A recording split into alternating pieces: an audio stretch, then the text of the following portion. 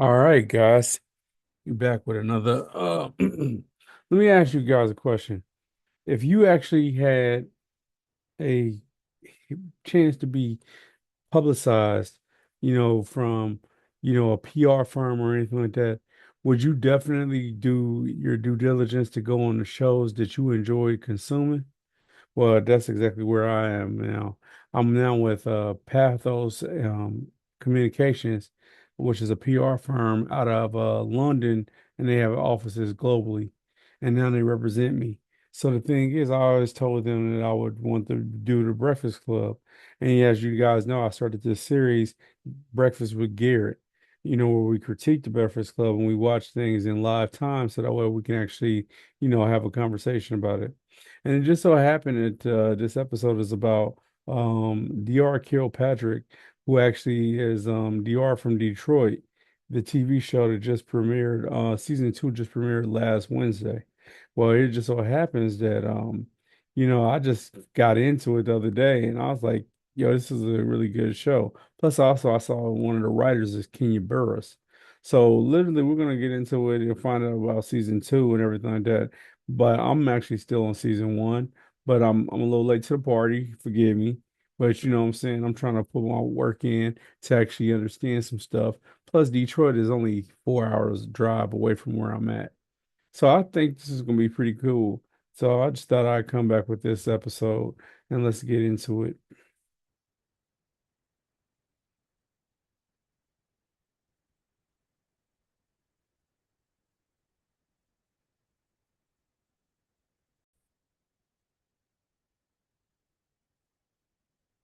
All right. When we come back, De'Ara Kilpatrick will be joining us. Season two of De'Ara from Detroit Hey. premiered last Wednesday, and we're going to talk to her next. It's the Breakfast Club. Good morning. Hi guys, it's Diara from Detroit at the Breakfast Club. I'm so excited. Is the door going here? No. This way. Oh, I'm just following you.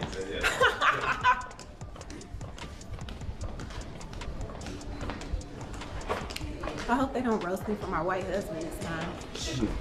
Hi. Great outfit, bro. Great outfit. Hello. I would stand up, but every time I stand up, it's time to sit back down. Hi, boo. How are you? It be so because they be right here. So I'm like, oh, I'm sorry. Hey y'all, how you doing? Hello. How are you? You good? Hello. You good? Yep. I like the candles. Yeah, we have to light a lot in here to keep the aroma and the energy good because Can we you are surrounded collaborate by with First Shield? Clown amongst us Scamming every day. ass. Got it. What you guys I'm thoughts excited. on candles? Do you guys But I have a already lot of them? Okay. I like the Business. scent of a good candle in the air. She can stay. She's moving. Got tissue. Yo, what you thought I was ready? Hey, yo, But I know She's she's about to do independent, it. right? Yes. Thank you. Here we go. Morning, everybody. It's DJ NV, just hilarious. Charlamagne the Guy. We are the Breakfast Club. Lon LaRose is here as well. We got a special guest in the building. Yes, indeed. De'Ara Kilpatrick. Welcome. Thank you so much. Good morning. How you How feeling are this you? morning? I'm excellent. That's good. Thank I you mean, for no, having what me. up, though? Thank you. There you go, Thank Diara. you. What up, though? She been practicing that, by the way. And you know what, Jess? I have so much to say to you. Uh-oh. I told you. hell up.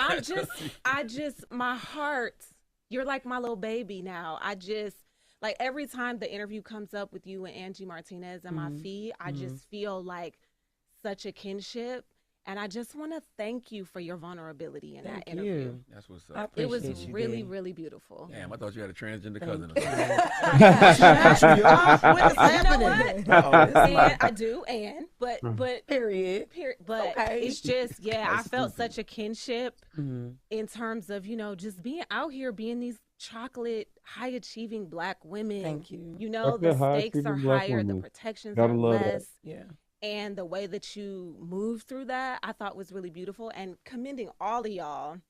There's this false narrative sometimes that there can only be one Black woman at a time. And so it was really beautiful to see this whole thing play out where it's like there's room for all of us. Yeah. And all of us are so special in our own way. And, Issa Rae came to the screening in LA and somebody, no shade at all, from the best of intentions was like, oh, she's like passing the baton. And I'm like, no. She's not passing the baton. We're running. That heifer better keep running. Like, we're all running. Yeah. Right. We're all running together. So That's all of us, such an old and then all the people at home phrase. who also know they're supposed to be in It's these what chairs. used to be said And before P.S. people start saying, bitch. Nobody's asking for the little chocolate. Nobody's going, who's the next media star out of the hood of Baltimore? Who's the next star of a TV show that's darker than a paper bag and over 40? Nobody's asking for us. We have to bend reality to our own will, and we're going to make mistakes, and it's going to be hard. And I just want to encourage everybody out there. And when I saw you just owning your shit and also moving through it with grace, I was like, oh, that's my girl. Thank you. That's my girl. That's what's up. Yeah. That's dope. At what point did you realize waiting for permission was actually delaying your purpose? Exactly. Let's talk about Pretty that. early. You know, I started writing pretty early, but I think, you know what it was? It was an audition, I think, for Mad Men. It was an audition for Mad Men. Like, I loved that show. It was such a prestige show. It really put AMC on the map. And finally, they had an audition for a black girl. And I auditioned and I didn't get it. And then they had me come back for like her friend, the black girl's friend, and I didn't get that. And I remember thinking, like, that felt like my whole year was done. Like, you didn't get the black secretary with 4 lines on Mad Men. Your whole year is just done. Right. And something to me was like, that's insane. Like, not only do you have so much more to give than 5 lines or 1 scene on a prestige white show that's not even really going to ever really get inside the interiority of that black woman. So I think it was around that time that I was like, we need to be at the center of these stories and driving them, and not like beating ourselves up for not getting 4 lines on their show. Yeah. That's right. Can you do me one favor before we continue on? Can you look at him right there, right? Who? Charlamagne. Morris Walnut, you talking about? I Say know that that's again. Say right, that. I don't think they heard you. Say it again. Morris Walnut. He Okay, knows. that's- We've already been That's here. right. That's Yeah. right. The What's Morris up? and the nut is there, baby. So that means I'm in the God. vicinity. What's up? Charlamagne, look her You been on my eyes. timeline too. He Congratulations. swears he looks like Morris Chestnut, and Right, we I talked don't about swear this. nothing. I just want to make sure. 'cause You know just you again, have this conversation I know, with but her I wanna every make time sure, she 'cause comes maybe here, her right? eyes are different now. But I just you wanna make don't sure. feel like it's like Malik Yoba? It's more Yes, Malik, Malik Yoba. Yoba. Undercover. Look at Malik Yoba now. Squint a little bit. Undercover. Just squint a little bit. Heavy undercover. Turn your New head York to the undercover. side. You need a shot, because I think that helps the people Listen, see it's too. all bald, dark-skinned 90s rom-com fine. I'm Right. cool with it all. Just let him have it. That's Just it. let him have it. Oh, That's it. You right. Just let him have it. That's Congratulations, Charlamagne. I read you rich. No, on my that's not timeline. fair. He is. Thank you, D. Thank you read so you, much. Rich. No, Very that's much is. propaganda. Don't listen to that. So you know what? With $27 million, I don't know damn what it, you're we talking all about. hear About Morris the Chestnut. On top I of don't know what 200. you're talking about. 200. I don't know what Hello? y'all talking about. Could Right. You, listen, When you're standing on that Diarra bag, in you look Detroit. like Morris. that's the show. That money make you look like That Morris. show. I know that's right. Yes, I had a double take. Yes, you do look like Morris. Shit. Now you're the creator, writer, and lead actress. Which is more difficult for you? I definitely think the producing and all of that is the hardest part of it. You know, it's especially at this level, you're not just like, what can I create? It's like you have a budget. You have lots of people who are in your charge. I remember I made a pilot for Amazon like some years back. And I remember looking around like, what is going on? Everybody's looking to me in a way that I don't really understand this kind of leadership position. And shout out to Misha Green, who is a showrunner. She created Lovecraft Country and all these things. But I called her Ooh, and that I was said, a show, Lovecraft am I Country. everybody's mother? Why is everybody acting like this? And she was like, yeah, you're everybody's mother. And at that point in my life, that made no sense to me. Like, I didn't understand that. I wasn't actually a mother. Now it's like, I want to get the job done. I want to do it well. But I also realize I'm dealing with human beings and artists and people that have hearts and souls. And so it's a lot to manage the whole picture as a producer. Gotta be a The writing multiplier. is only difficult because it's like writing to a gun to your head. You know, we don't always have as much time as I want or as many writers as I want. The acting is just fun. The acting is pure, unadulterated fun. So you actually, all right, this is what I asked you. Yes. Season 1, you went from like being in love, don't want to Yes, give it away, but slash kind of give it ended, away, Yes. to now wanting to leave him. It be like, that way. Like the whole season 1, it was like, oh, this is my I oh know. my gosh. But we talked about this a lot in the writer's room, and I feel like this happens a lot in life. We romanticize things, Mm-hmm. Yeah. and then you get it. Then they say more tears are shed over answered prayers than unanswered prayers. Whoa. So you get the thing you've been That's fantasizing deep. about, you've romanticized, and now you hold it in your hand, and sometimes you like, ain't this really what nigga I has thought. trauma. Like there's issues here, and that's also another thing about when you like the way someone looks, when you like the way someone makes you feel, when you like somebody's sex, all those things, that's different than them and all their baggage and trauma and all the things that they're bringing to the relationship that you have to sort through. So, But yeah. he didn't know. He didn't know. It's not his fault. That's what I love about it is like nobody's wrong. You know, like he needs to unpack everything that's happened to him. His whole identity is shifting, you know, not realizing that his mother was not his actual biological Right. mother. But at the same time, you know, women have a finite time to be able to conceive, and they're just maybe not at the same place at the same time. So some of the trauma that you can like live with in your 20s, you know, help somebody work through in their 20s and 30s. You don't have time for that in your 40s or you know, late 30s. So Have you ever stayed in a relationship because you love somebody's potential more than their reality? So yes, I mean, but I've been with my husband since NYU. You know, we've been together over 20 years now. So yeah, it was a lot of potential that I saw in him, but I have to say I kept seeing him realize it little by little and step into who he was. But I do understand my friends that are in their 30s and 40s talking about I'm done dating potential. I can't. You gotta show me something at this point. I was wondering what your message to those women in this new season is, right? Because you're realizing a lot, but you're also standing on a lot. And I think a lot of times we will realize, but we won't push through because of age and time clocks and things like that. What do you I'm sorry, you're so beautiful. I was like, I was Say that lost. again. You all blind. I'm sorry. Did I say that loud? Whoa. Did I say that out loud? I'm sorry. They are haters. I appreciate all the chocolate women in this room. These two right here. I First of didn't all, even say First nothing. of all, I felt it. It's the bad energy that I was telling you about. I would And say she bald, he's ashy, so like far he be from coming black, for he don't her. know how to. You know He don't what like I mean? to show the Dominican. pants. Envy, you not far from black. He Dominican. is. He's Dominican. No, but you know, my son is light skinned. You light skinned, but you black. He don't act like Detroit Envy, loves though. you. He's Dominican. No, I am he don't not act like Dominican. Envy, I'm though. But black. Dominican, you from by way of Africa. I'm not Dominican. Right, I'm black. right. There's no Dominican. But the in part me. with no son. I am his black, lips was 100% black. Dominican. I'm not By way of Dominican. No Beijing. K-Lo-K, no C, no Papi. No, I am not Spanish. I'm not Latino. I am black. 100%. They just mess with me. This reminds me of the show where he's getting roasted by his own family. I know y'all love each other because roasting is y'all's love language. Yes. And I love that about you guys. It makes me feel at home. Yes. But what were you saying, beautiful? She don't even Thank you. remember. I'm sorry. I do. I was asking you, when you sat down in a writer's room, what is the one message you wanted black women to take away from standing on business from season 2? You know what? I try not to get on a soapbox, honestly. Most of the time I want black women to be seen and to move, for this one woman to move through that, like I think I want to have kids. I don't know if I'm supposed to. Just watching her move through that and all the challenges and the realities of that, I just hope women feel seen. Yeah. The only time I got on my soapbox, I have to say, is episode 2, where my character is talking to this young girl who's afraid of going to prom because she wants to have sex, but she doesn't want to be viewed as a hoe. And my character is like, girl, be a hoe.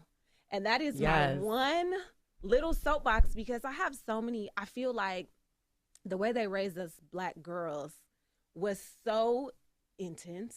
It was like, keep your head in them books. You better not look at them boys. You better not come back in here pregnant. You better stay focused. It was so intense that I feel like I have so many friends that are like 35, 36, 40. They don't even know how to talk to guys.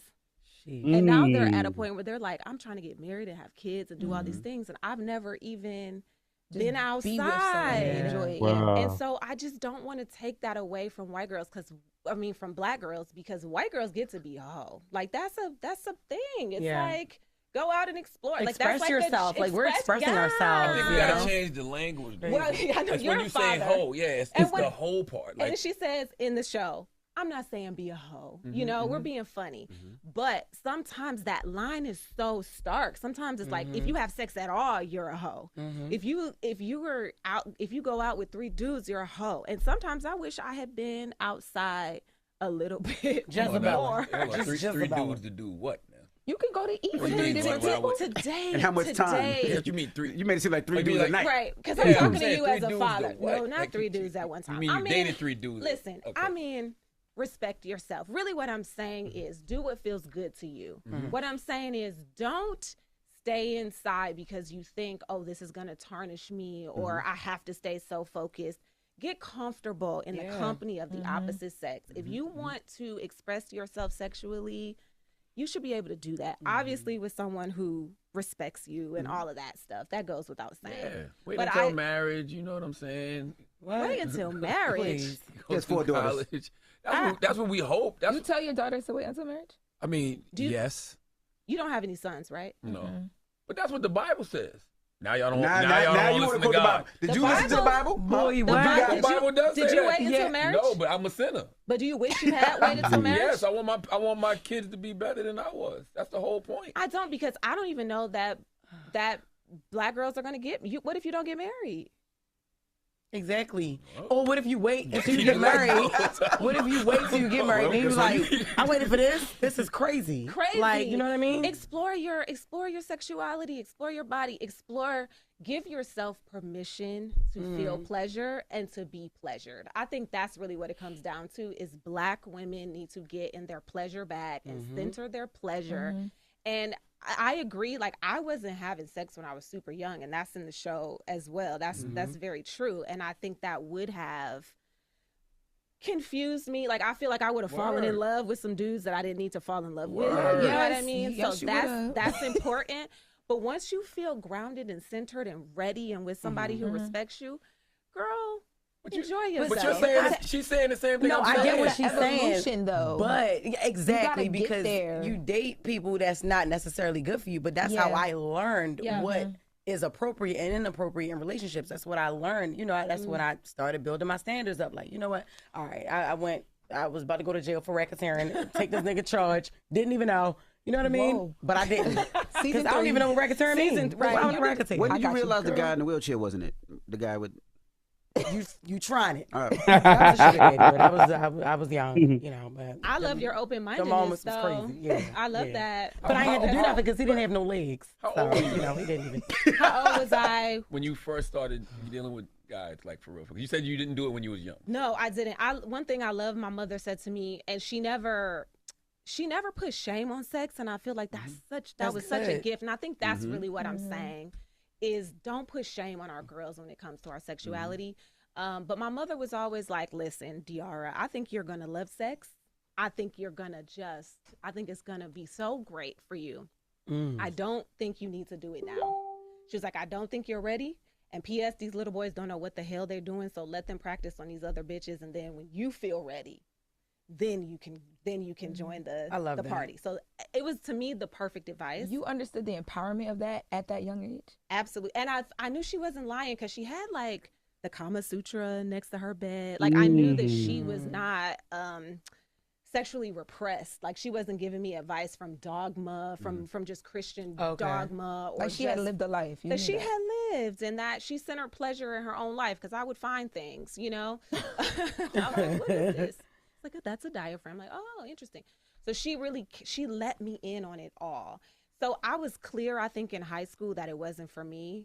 And it's funny too, my high school boyfriend was like, you did the right thing, because my first experiences she didn't have a good time for sure. I don't even think it's about Wow. whether or not you have a good time. I just think sex is adult business, and it's a responsibility that kids really aren't ready for. I understand that. Like sex confuses things in I understand a lot that. of ways. That's all I'm saying. Just wait until you're of age and responsible enough to handle everything that I comes agree. with it. That's all I I'm agree. saying. And the girl that I'm talking to in the show is a senior in high school who's Right. about to go off to college. So she's I'm not telling 12-year-old girls, bust it open. No.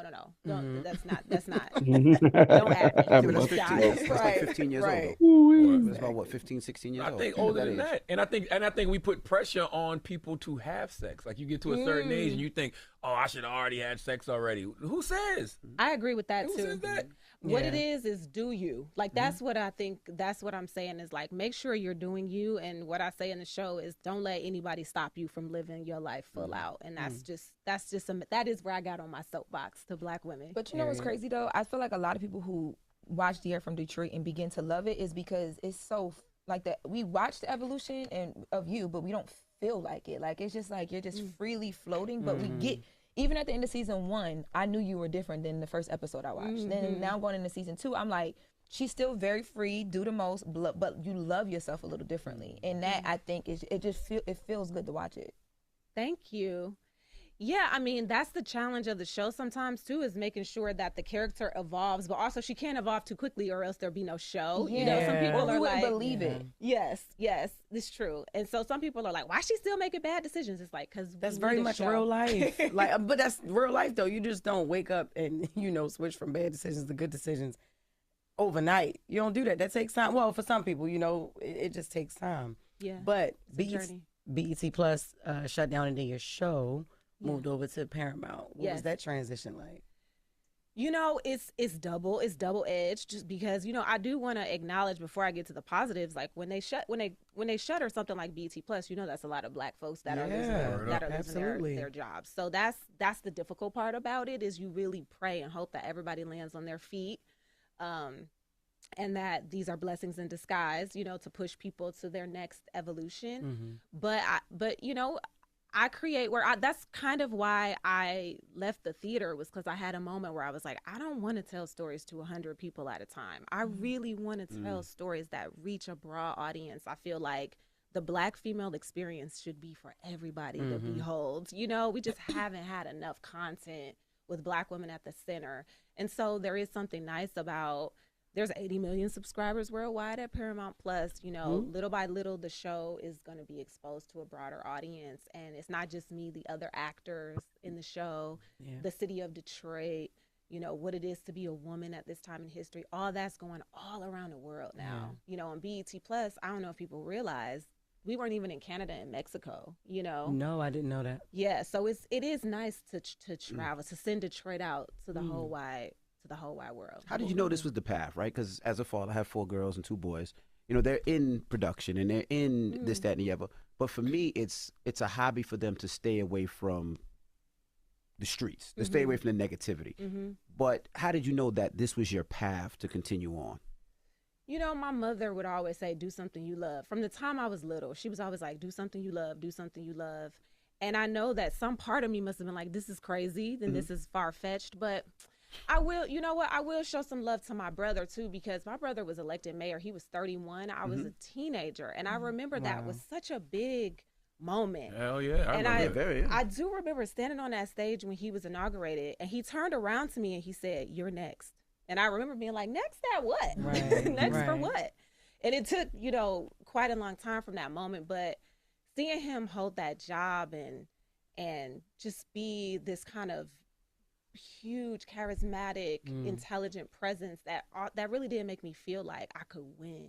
I could do kind of whatever I set my mind to. So that was part of it. But, in the city of Detroit, we are unabashedly ourselves and sometimes delusionally confident. So But that works. That shit works. Oh, well, what do you wish people understood about the emotional lives of Black women that TV gets wrong a lot of times? I just think that we're one thing or the other. I remember when I was developing early on, I was developing a show at FX, and my agent was like, and she wasn't even being shady. She was really trying to understand. She was like, I mean, the character's not hood, but she's smart, but she's not a Black white girl, but and she was really trying to understand where to place the character and how she could talk about it as she was trying to sell this project and discuss the project with me in the lead role. Of course, a lot of that changed with Issa, because it became very clear, like, oh, there's not just ghetto is shit and Hillary Banks. Yeah. Like, that's the only 2 places they like to slate us in. And there's just, I feel very authentically so many different things and have so many different shades, and that's the thing that I want people to take home. I feel like that's this era, because growing up in the 90s, we had it. I feel like you saw every shade, you saw you saw all of the diversity of Black women, like everything from Martin, Gina and Pam wasn't like the ladies on Living Single, what I mean? Yeah. The cast of Girlfriends wasn't like the women on Different World and Cosby Show. Like, it was just, we had it all. Variety. It's true. Maybe It's true. Like, because what changed that though? Was it because the what we saw on TV shrunk, like it was less of it? Well, I will say, you know, in the 90s, the black sitcom was able to flourish. I don't know that there were very many dramas. I don't know where, I mean, we might have had a very special episode, and I can't even think of one, actually. Was there a very special episode where Maxine Shaw, like, really came apart and was really going through something, or suffered Cosby a Show did miscarriage? those. Or Cosby Different Show World did did those. those. Different World for did that sure. too. I remember the think Living Tisha Single Campbell when did. she had HIV, That's that true. episode. But, you know, they let us clown. You know what I'm saying? They let us clown in the 90s for sure. But I don't know that we always got to go home in those quiet, intimate, Right. you know, maybe more emotionally heavy moments. But yeah, I think that comedy changed a lot. You know, for a minute, the kind of broad sitcom became a dirty word. Now we're moving back towards kind of broader sitcoms. But, you know, the business changes. I'm not sure why all the black comedies dried up, but I know they're coming back. I think because they was influencing too many black people to do positive things. I'm serious. I believe there was too many positive depictions on black people on TV, and I think that they were like, you know what, reality shows are produced to the cheap, and we can promote the degradation of black people. Wow. I really That's believe that. Now that powerful. you say that, I mean, Stop Reality's too far. Message. Yeah, reality is definitely cheaper. As both showrunner and lead, right? How do you protect your creative vision now being at a Paramount Plus? Do they try to change anything? Did they? You know, I don't know. Like, hopefully y'all watch this show and we get a season 3. Yes, and I'm gonna talk about that too, because people are really, I see on threads complaining sad about Wonder Man is gone and all of these things are gone. But like, y'all gotta support what's out here too. As you know, I see a lot of those threads. But protecting the vision going forward, I haven't worked with their staff, their day-to-day staff, in terms of like turning in scripts and developing that kind of thing.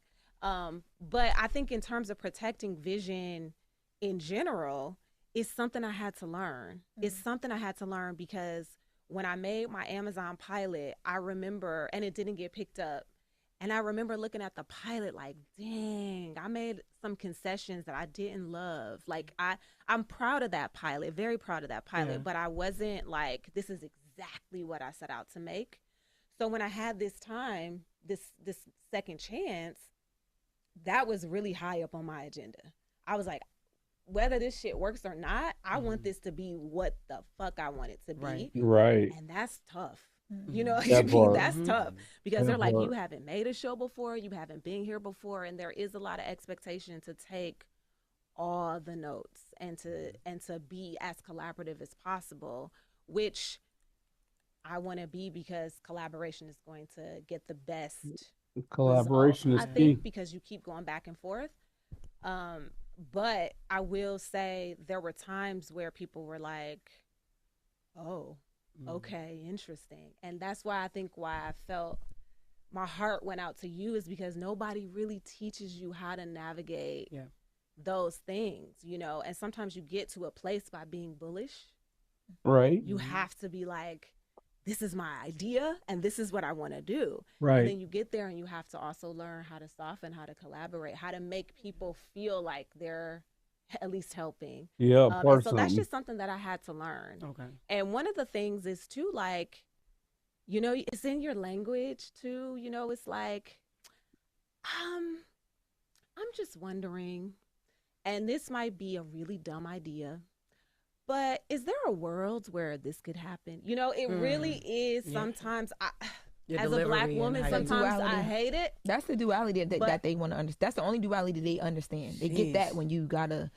Can you say it without saying it's a dumb question though? Yeah. I do it all, and I say this all the time too. Like, I'm very happy to be wrong about this, but I really do haven't. And I stole this from Shioke, who is the director of our first 2 episodes. He always goes, I have a hunch that, and he's normally right. When he's got a hunch, you're like, oh shit, come on, right. Yeah. But you know, you have to sometimes change your language and go, you know, I have a hunch that this might work, and it's also difficult too, because the creative process is, sometimes it looks like you don't know what the hell you're doing, and sometimes you feel like you don't know what the hell you're doing, and you still have to perform confidence for people who are afraid that you don't know what you're doing. So it's a lot. It's a big it's a big thing, and I wish we had. That's why I'm happy to talk about this stuff so that people understand that it's a negotiation and you have to learn little by little. And I think, is it Melody Hobson? She's married to George Lucas, black lady that's like a financial whiz. She said one time, you know, that she was too much for this billionaire, some billionaire who was like, ah. And she said, I learned I had to, and I'm paraphrasing, she's like, I had to bring my shit in, you know? And she was like, but it allowed me to get closer to this man. It allowed me to learn so much from this man. It allowed all these. And so there is something about a confident black woman that you just have to know is going to ruffle feathers. Yeah, I don't know how. And you have to come, sometimes you have to come in a little under the thing, like in a different vibration. You gotta get Even hunchy. if you're right, you gotta get hunchy. I always feel like it's the people who aren't doing enough who tell people that they're doing too much. People that are always doing. Oh, now you quoting too Cash little. Doll. I'm just saying. It's like, I'm like, shut up, ho, you ain't doing enough. Because I find that you usually have to push people to be all that they can be. Like, yo, you got so much more that you can be offering. Like, pour that shit on the table. But I think because of what you just said, people have that mindset, and so they, don't give the world everything they could be giving the world. Yeah, you have. I agree with that. I think you do have to give permission to people to stand at the fullness of themselves. But that is the thing about being a black woman is that our parents raised us like, be confident. You don't need permission, right? You don't need permission. You start out like that. And when you're in the company of other black women, you're like, yes, bitch, yes, right? And then you get into a corporate environment or whatever, and you're like, you're around them white folks. It ain't even white folks. It be you people white too. folks love it sometimes. It don't be white folks. Oh, it be the older. I get what you say. Older black people like, now, don't be too loud around here. The world will humble you, like, and it will make you feel like you crazy. It will make you like there's a lot of things. See, this is the world. Come on, bring it on in. This is the world. See what I'm saying? Another older black woman telling a young black woman. Don't you see what I'm saying? Wait until you get out the kitchen, all right? But do you think that as black women we ever get to? Because I know your second season you start out trying to live this peaceful life, right? And then things get crazy. Do we ever really get to a real place of peace, or do we learn to find peace in the things that are just crazy because that's just what we deal with every day? Sheesh. I think we do learn peace. I've learned a lot of peace. I feel like I'm moving with much more peace than ever before. I mean, it gets hectic up in here, but yeah, I think we have to. I think we have to move from a place of peace. And I do feel like that's why I feel like these older women be talking crazy, because they really have arrived at like, I'm good. Like, I don't give a like, I'm good with me. But yeah, I also think peace is a choice every single day. Yeah. You gotta get up and choose peace. Like how people like when you be like, oh, you chose violence. We have to choose peace. Right. I'm gonna go back to something you said because it made me think. Right, like you do pour into, we do pour in our daughters and tell them that they can do anything they want. They can be all that they can be confident, blah blah blah. And Lauren, you said the world humbles you, but that is what we're trying to get them to not do. Like, we don't want the world to be able to humble them. So what is it? Like, if you got all that poured into you, what was it that made you take a step back? It be shit. That constant, you are not, it's just like I don't know, like people will shut you down. People will tell you everything you're not doing, or people will see you. They'll envision what they think you should do and be like, fuck whatever you doing. Yeah. This is a different way. This is what you need to do, because they want you to be what they see you.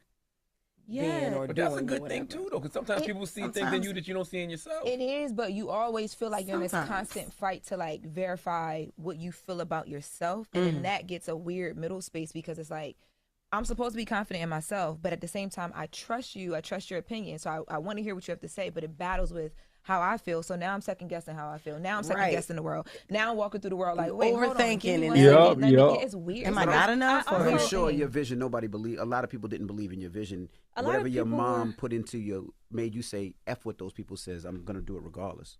Yeah, I mean, I really believed in it, and I also like it's the cliche thing, but it's like I have to look at myself in the mirror at the end of this. So I really want to make Yep. something that I feel proud of.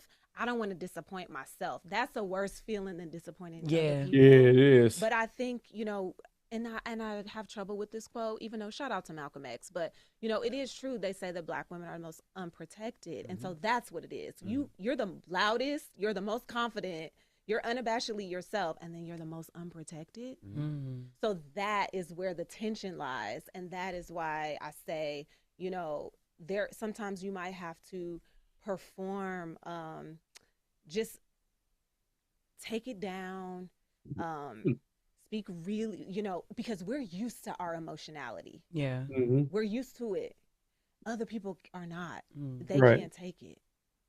It disturbs them.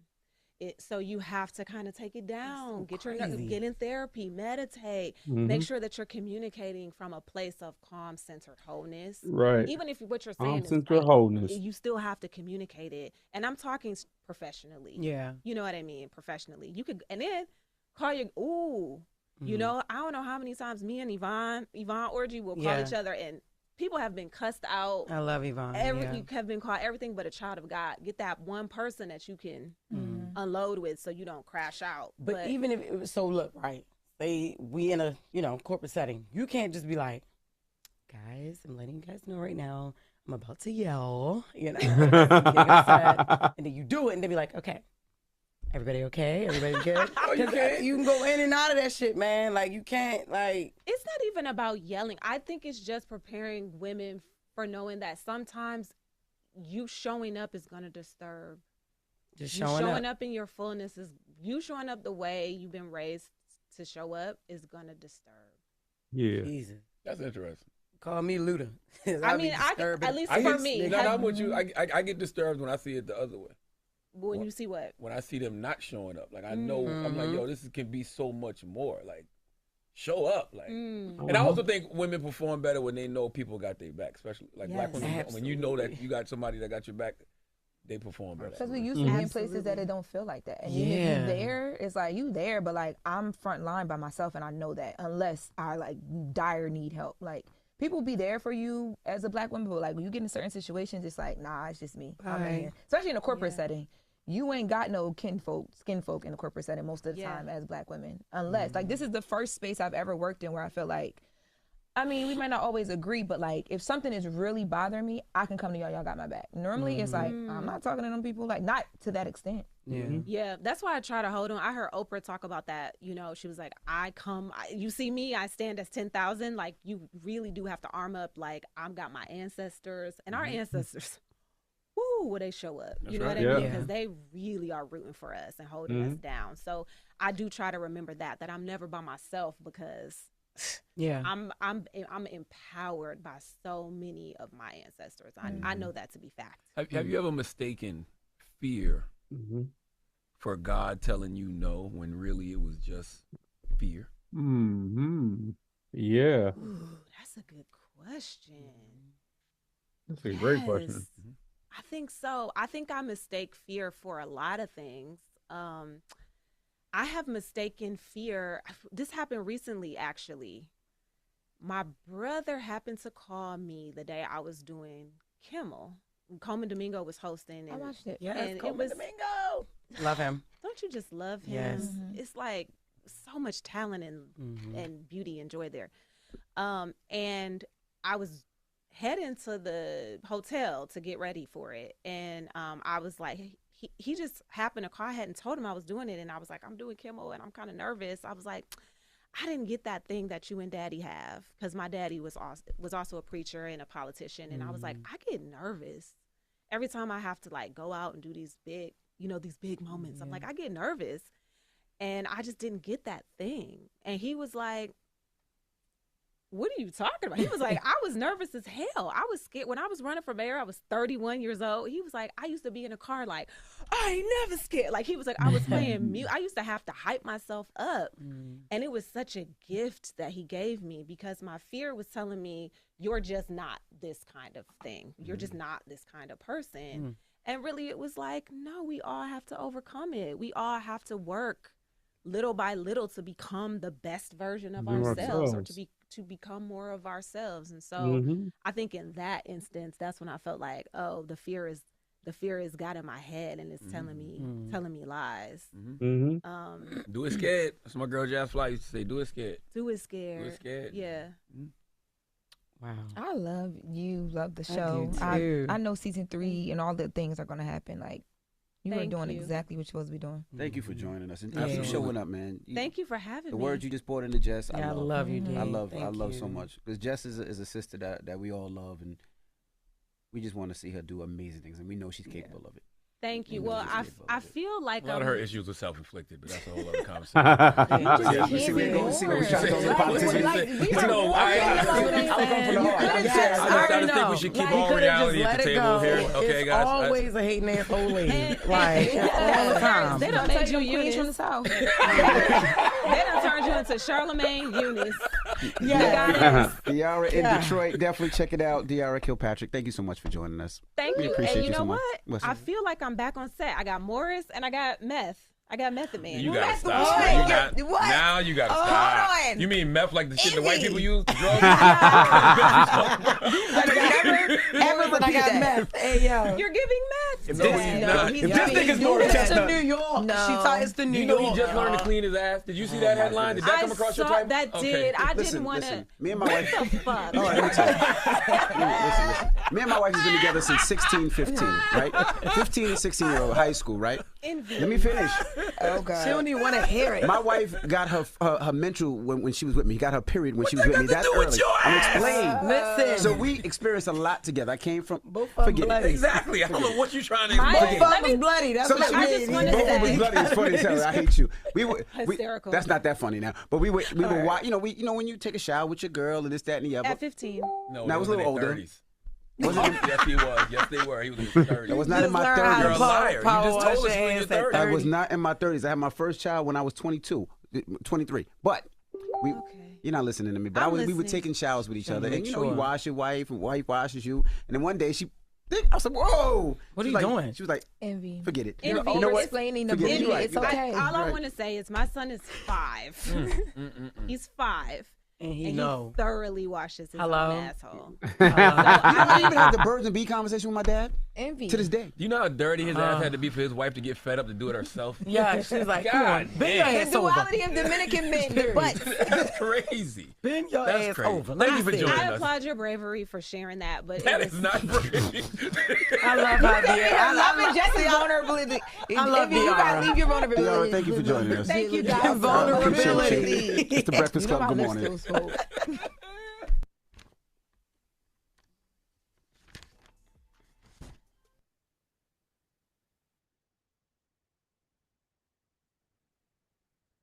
So basically, the biggest thing is this.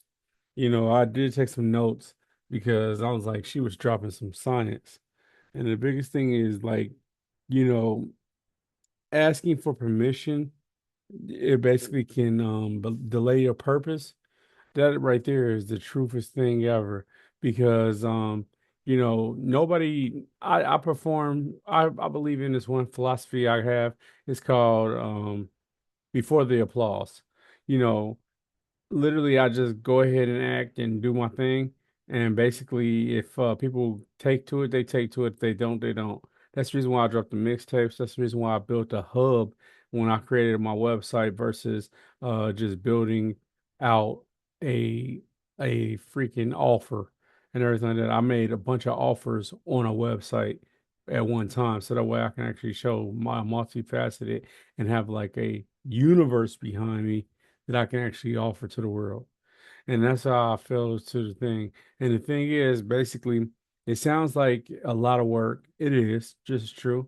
But at the same time, it was worth it because I attracted pathos, because of the fact that I was so different. I wasn't just like anybody else, just out here trying to sell stuff.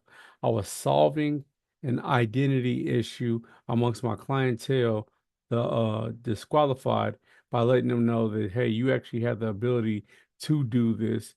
All you have to do is just sit still and do it. And basically, another thing that she also pointed out was Let me see. Oh, choosing peace. Like there's peace in the aspect of being 100% who you are and being an individual. There's peace in that because there's no carbon copy out there. There's nobody that can do what you do. So basically, the peace is just, being unique. So go ahead and be unique today. Make it happen. And that was just a great little effort. And I thought that was a pretty good little thing for the breakfast with Garrett. I'm gonna holler at y'all next time. Y'all take it easy and God bless. All right.